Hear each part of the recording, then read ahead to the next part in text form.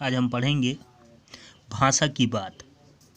ठीक है, इसमें है भाषा की बात में निम्नलिखित शब्दों को बोलिए और लिखिए। यहाँ पर जो शब्द हैं इनको बोलना भी है और लिखना भी है। ठीक है, तो जो शब्द हैं जैसे उन्मुक्त, ठीक है, पिंजरबद्ध, कटुक, निबोरी, ठीक है, और श्रृंखला, फुनगी, नीड, आश्रय, नील गगन, क्षितिज, इन शब्दों को बोलना भी है और लिखना भी है। अब आगे है निम्नलिखित पंक्तियों के भाव स्पष्ट कीजिए। भाव, इसके पहले हम जो इसमें पढ़े हैं कि ये पद जो हैं वो हमारे पद में तो इनका हम अर्थ पढ़ चुके हैं। ठीक है, फिर भी पुलकित पंख टूट जाएंगे, ठीक है, और स्वर्ण श्रृंखला के बंधन में अपनी गति उड़ान सब भूले, नील गगन के होडा होडी। ठीक है, तो जब हमने एक्सप्लेन किया है तो उसमें इनके अर्थ लिख चुके हैं आप। ठीक है, तो उन्हीं अर्थों को इसमें फिर से लिखना है। थर्ड है कविता में भूखे प्यासे शब्द आया है, इसमें योजक चिन्ह का प्रयोग हुआ है।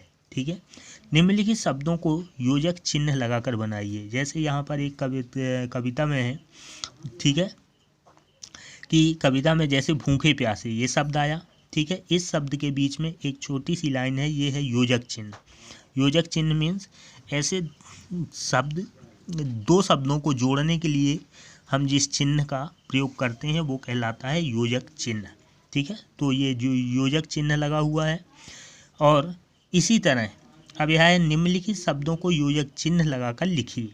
हमारे पास ये इसमें से इनमें योजक चिन्ह का प्रयोग करना है। तो कनक, तितलियों, तो ये दोनों के बीच में एक ये चिन्ह लगेगा। ठीक है, कनक तितलियों। कटुक, निबोरी, यहाँ पर योजक चिन्ह लगेगा। फिर कनक कटोरी, यहाँ पर भी लगेगा। फिर होडा होडी, तो होडा योजक चिन्ह होडी, और छिन्न भिन्न, तो यहाँ पर भी योजक चिन्ह लगेगा। अब आगे है, ध्यान दीजिए। भोपाल मध्य प्रदेश की राजधानी है। तालाबों की यह नगरी देश के मध्य भाग में तथा विश्वविख्यात बौद्ध स्तूप सांची के समीप होने के कारण देश विदेश में प्रसिद्ध है। यहाँ गांव शहर की संस्कृति की मिली जुली झलक दिखाई देती है। शहर के सभी साक्षर निरक्षर लोग आपस के राग द्वेष को त्याग कर दिन रात प्रेम से मिलजुल कर यहाँ रहते हैं और अनेकता में एकता का उदाहरण प्रस्तुत करते हैं। ठीक है, रेखांकित शब्दों को ध्यान से पढ़िए एवं समझिए। जैसे विलोम शब्द, देश विदेश, साक्षर निरक्षर, राग द्वेष, रात दिन, एकता अनेकता। ये शब्द एक दूसरे के विपरीत अर्थ का बोध कराते हैं, अतः इन्हें विलोम शब्द कहते हैं। ठीक है, तो इसमें अब हम पढ़ेंगे इस पैराग्राफ में कि विलोम शब्द क्या होता है। ठीक है, तो विलोम शब्द के लिए हम ये कहेंगे कि ऐसे शब्द जो एक दूसरे के विपरीत अर्थ का बोध कराते हों उन्हें हम विलोम शब्द कहते हैं। ये हो जाएगा। ठीक है, अब इसमें जो बताया गया है कि इस पैराग्राफ में जो शब्द हैं उसमें विलोम शब्द हैं, जैसे देश विदेश। ठीक है, इसके बाद फिर साक्षर निरक्षर, ठीक, फिर राग द्वेष, दिन रात, एक अनेकता में एकता। ठीक है, एकता अनेकता, तो ये क्या कहलाएंगे? विलोम शब्द कहलाएंगे। फिर इसी में है निम्नलिखित शब्दों के विलोम शब्द लिखिए। अब यहाँ पर कुछ शब्द दिए हुए हैं, इन शब्दों का विलोम शब्द लिखना है। तो आकाश का होगा धरती। ठीक है, आकाश का धरती। स्वाधीन, ये होगा पराधीन। सुबह शाम, अमृत विष। ठीक है, तो ये क्या कहलाएंगे? विलोम शब्द कहलाएंगे।